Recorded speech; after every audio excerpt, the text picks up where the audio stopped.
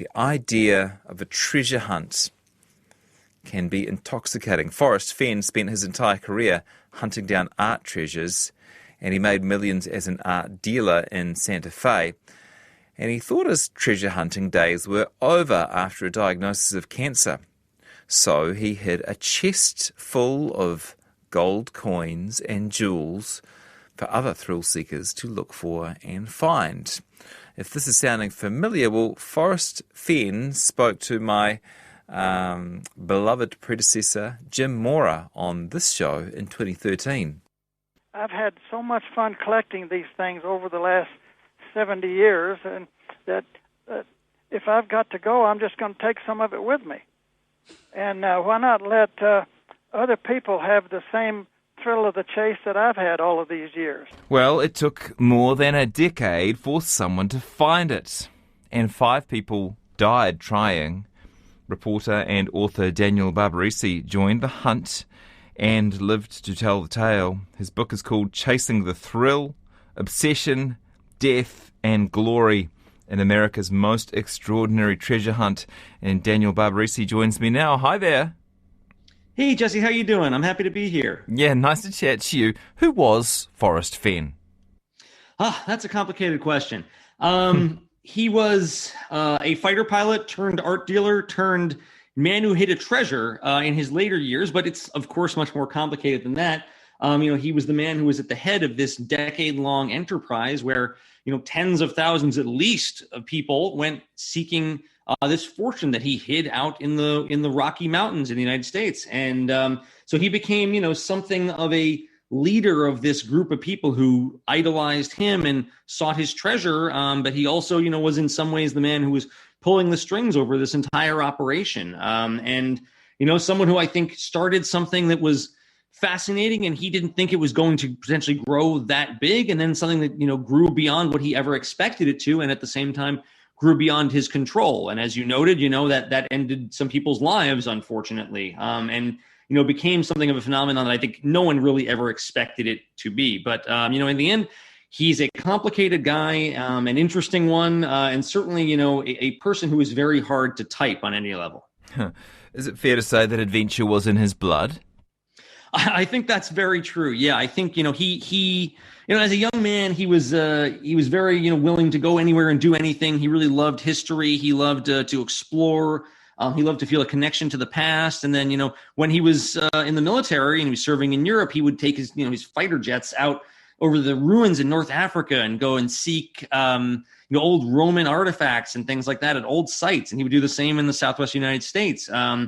And then, yes, when he thought he was going to die, instead of just saying, I'm going to die, like so many of us, I think, would unfortunately have to do, he said, I'm not going to go that way. I'm going to take my wealth with me, and I'm going to start this treasure hunt out of it. And, it is a pretty different person, I think, who would have the thought to do that. And then not just that, but, so he survived the cancer that he believed was going to kill him in 1988. And then, 20 plus years later, he actually did the thing he had thought of back then and actually hid the treasure. So, it takes a pretty rare and different person to not only have that crazy idea, but actually follow through on it. And so he was, adventure was something I think he cared about and craved and wanted to foster in others.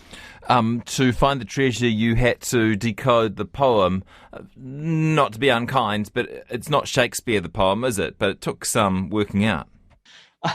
Yes, I mean, I don't think anyone would say that Forrest Fenn was a great poet, but he was trying to craft something of a treasure map within a poem, and that's an interesting thing to do. And it's incredible how many the people who are in the hunt, the level of understanding and obsession they have with each individual word, and the number of meanings you can hear for so many of these little things. I spent a number of years essentially diving into this thing, becoming both a journalist and a participant to really tell the story and try to understand this thing. And, you can go a little crazy yourself just trying to decipher all the millions of myriad meanings there could be to these things. And so, the poem itself, it's funny, it like sticks in my mind in so many ways. But the things that, that I came up with, that my search partner came up with, and certainly that the many, many people I talked to came up with are kind of fascinating because the mind works in so many different ways when it comes to these guys' words.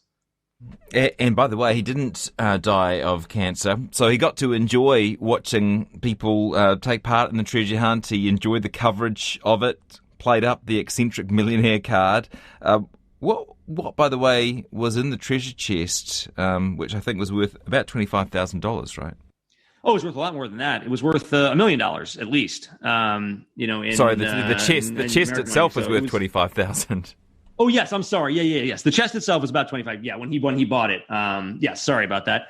Yes, the chest is actually it's surprisingly small. I think the picture we have in our head is pirate booty at the bottom of the ocean or something out of the movie Aladdin or something like that. And this was not that. Let's be clear. This was a 10 by 10 by 5 box. And even though it was a very impressive, Romanesque bronze chest, almost 1,000 years old, it's not that teeming hoard of treasure that I think can, be in our minds sometimes. At the same time, this was a real deal treasure chest. And, in it was, hundreds of gold coins, numerous gold nuggets, items that Fenn had encountered during his art dealer career. So he was a very high-end art dealer, really to the stars in the southwestern United States, dealing a lot with Native American artifacts and things of that nature. And so he had, amassed an interesting collection over time. And so, the treasure chest was not intended to be maximized value, but it was items that to him were the most interesting in some ways. And so, there were these carved Chinese jade faces. There were pre-Columbian gold mirrors. There were these interesting little frogs that are golden, earrings, nose rings, things like that. And the most impressive item to me was the golden dragon bracelet, which was this really ornately and intricately crafted, coiled dragon that had emeralds and rubies and diamonds in it. That's the item that I would say the most looks like what you would expect to encounter in a treasure chest in our mind's eye. But it was really, he put a lot of thought, and he took in, again, from the time when he had this idea in 1988 to the time when he hid the chest around 2010, he really curated it. He really, he put things in, he took things out, he changed a lot of what was in there at various points. And so, over time, the constitution of it changed a lot before he actually put it out there and hid it. But, he really cared a lot about what was in that chest. And is the amount of attention and energy that this treasure hunt created, is it a reminder, Daniel, that we don't ever really outgrow the thrill of treasure hunting? I think so. I mean, that's really what it was for me. When I heard about this thing, which was really 2017, first of all, I was amazed that I had somehow missed it for like 7 years. And, I was like, oh my God, somebody needs to go write a book about this, first of all. But then I was like, wait, I want to write a book and I want to capture this story, but also I want to be a treasure hunter. How can you not want to participate in something like this and engage in something like this just because it stokes so much in you? I was born in 1979, and what it made me think of first was the movie The Goonies from the 80s, fun little kids adventure movie. But that brought me back to that right away. And I think, everybody has a frame of reference like that, whether it's Treasure Island or Raiders of the Lost Ark or, King Solomon's Mines or whatever it is. It brings you back to that feeling of being a kid and of believing in something and of thinking that there's something greater than yourself out there to quest for and discover. And so, I think I did a lot of history stuff dealing with the book, trying to really explain where this fits in the larger spectrum of treasure hunting. And, what I certainly found is, this is a different type of treasure hunt, but treasure hunting and the ideas of treasure hunting, go back well beyond, ancient Egypt. They were even looking for hidden treasure back then, which is funny because then, that becomes a site that more modern people look for after. But we all just want to believe that there is something more out there to be found. And, I think that really is a fairly universal human desire. And it really to be a part of that and to quest for this in that way, I think was really what drew people in much more than the monetary value, which I think was, important as validation. But I don't think most people in this thought, I'm going to go find the chest because I can it'll make me rich. That's, there are easier ways to get rich, including buying a lottery ticket. You're not going to find this thing, is the odds. It's just not that. But to seek it was, I think, what really appealed to people. And the idea that they might be able to beat the puzzle and to even some ways beat everyone else to it and beat Forrest Fenn, I think was really what was so appealing to so many. I'm speaking to reporter and author Daniel Barbarisi. His book is called Chasing the Thrill, Obsession, Death and Glory in America's Most Extraordinary Treasure Hunt. Could you tell us about some of the treasure hunters, Daniel? Yeah, they really do come from all walks of life. I think generally speaking, if there have been some demographic studies done on them to some extent, and they tend to skew older and male, but they really do come from all kinds and all things, and it's just, it's people who are seeking something. It's people who want a challenge. It's people who want Sometimes, a little bit of validation in life. People want to use this to prove that they are as smart and as good and as, able to solve anything as they believe they are. And this could be validation to that. But, really, I spent a lot of time with a number of different hunters. One of them was a woman, Cynthia Meacham, who's, I think she was around 65 when we were doing most of our searching. She was an ex-engineer, worked at an Intel facility out in New Mexico. Very smart woman, looked at the problem very, from a very engineer's point of view, tried to solve it as a logic-based problem. Then I spent a lot of time with another guy who was, kind of became a crypto millionaire, risk-taking fantasy sports gambler type, who was actually my buddy and kind of became my mentor in the last book I did called Dealing with Kings. There's a woman named Sasha Johnston, now Sasha Dent. She got married, who was a real estate agent who, packed a pink handgun in all her searches and really focused on one specific area and just went back to it over and over and over, just trying to brain out where exactly it was because she was so sure it was in that spot. Obviously, it ended up not being there, of course. But, people can get very devoted to their solutions. People can, really decide, okay, it has to be here. I have figured this out. I know it is this. I know it is that. I am going to go and seek this thing in this one spot until I have really exhausted every possibility there. It's funny because, again, I was kind of playing at being a treasure hunter, and I certainly got a little obsessed with it, but I never felt very good about any of my quote unquote solves, which is what you call it in the community. You call it a solve. And that's like your solution, your figuring out of where the chest is. And I was a pretty lousy treasure hunter, so I never really had great conviction about any of mine. But, my hunting partner, Beep, he came up with some good ones. And, you can really find yourself believing. There was one moment in Yellowstone where we were, honestly, we believed for 10 minutes that we had found the treasure. We really did. We came upon something, it's in the book, but, something I'd never seen, I didn't think could exist in the wild before. And I'm still stunned that we saw it. And at that point, we believed that we had found the blaze, which was the thing that's supposed to lead you right to the treasure, and that we were about to find the treasure. And obviously we were very wrong, but you, in that moment, you think it's all real. You think it's all there. You think it's about to be unveiled before you, and the whole world is about to change. And so it's a very intoxicating feeling, and it's one that is, hard to describe. And certainly I have not felt at any other time in my life. And I think that's what so many of these people are seeking is that feeling of that moment of discovery and revelation. Yeah, and it's obviously competitive, but also, well, I won't say collaborative, but there was a community of treasure hunters, sometimes it almost seems cult-like, this annual event called the Fenbury. So it did some good connecting people with each other and seemed to be good for relationships as well. Yeah, I mean, it absolutely did. Yes, as you mentioned, Fenbury is a very interesting phenomenon where you had, people getting together and discussing all things Forest Fen. You also had, relationships and marriages, a number of them actually that came out of this whole thing. The kind of thing I didn't really fully expect, but, really, people who understand each other in this, not everybody in your outside world is going to get why you do this, but somebody else in this chase really understands why you're seeking this thing. And so, there were some real deep connections forged. And, when people were together at these events, you could really be amongst not friends per se, although there were certainly friendships, and not really competitors either, but people who understood why you were doing what you were doing. And, I think that was very attractive because in a lot of these people's regular lives, you just weren't running into that all the time.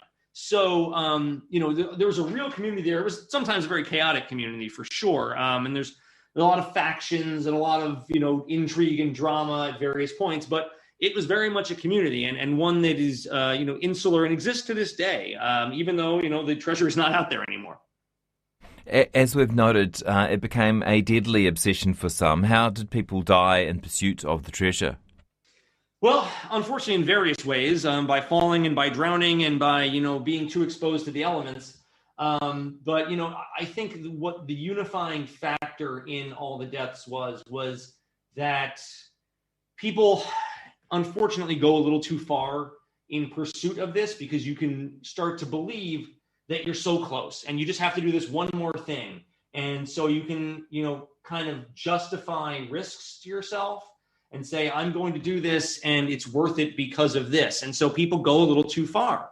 They make that move where they decide, I'm going to cross this river, and they shouldn't. And they decide, I'm going to go, up this mountain, it's a little too high, and they shouldn't. But people can convince themselves that that's what they need to do, and that will fix this. So, I think that was really what was to some degree universal in all 5 of the deaths, that, people, and I felt this as being part of this thing too. It's just that you have this kind of sunk cost there where you're out there and you've done so far, and it might be hard to get back to this place where you are again. It might be actually physically difficult. It will cost money. It will cost time. And so you got to go test that hypothesis. You got to go a little bit farther. And that's what these people did. And, it ended badly for them. And there were a lot of other near misses as well. So it's a tough thing because, Fenn dealt with this problem where he wanted people to search for his treasure. He saw it as, a universal, not universal good, but he saw it as a good thing that this existed in the world, that people had this thing to dream about and seek. But he also understood that, it was killing people. It was putting them in places where they made decisions that they shouldn't have made. And a lot of governmental authorities here, New Mexico State Police chief among them, wanted him to end this hunt because they believed this was an attractive nuisance and it was going to lead to more deaths. And I believe it would have led to more deaths as well. But Fenn looked at it as, he would say, well, look, you know how many people die in the Grand Canyon every year? We don't close the Grand Canyon. And people drown in swimming pools. We don't close all the pools. We teach people to swim. So he had a real philosophy that this thing should exist. Things like this should be out there, even though at the same time he understood that it was dangerous. And he did try to do what he could to put strictures and guidelines on and say, don't go here. Don't go to a place where an 80-year-old man couldn't have gone. Don't go above this altitude. Don't go below this altitude, that kind of stuff. But unfortunately, there's only so much that people are going to listen to when they can get really obsessed with this. Eventually, Daniel, the treasure was found. Quite incredible, really. What would you like to tell us about the person who found it? Yes, the treasure was found in early June of 2020. Fenn announced that the treasure had been retrieved, and at the time, it was very controversial because he didn't say who had found it. He said, I'm not gonna reveal that, and he didn't reveal where it was found. And that really made a lot of people very unhappy because they wanted, a degree of closure, and they didn't feel like they were being given that. And so, it became a very, very controversial time within the hunt. And I think, a lot of people believed that we were never going to find out who had found this thing.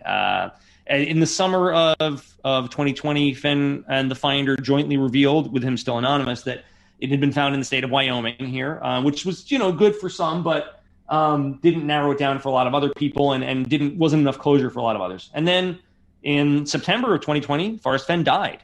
And so I think, a lot of people, myself included, wondered if we were ever going to gain any level of closure at all, if we were ever going to find out, who this mysterious person was. And there's a lot of conspiracy theories that floated around the community, all that kind of stuff. And then actually what happened was that the guy posted an anonymous story on the website Medium and said, I'm the person who found the treasure. I'm not going to tell who I am or where I found it, but I want to, thank Forrest Fenn for what he did. And I want to kind of write an ode to him to some extent. And I actually managed to get in touch with this person, doing a little bit of Medium site gymnastics there, and made it work, where I was confident that it was him who was emailing me.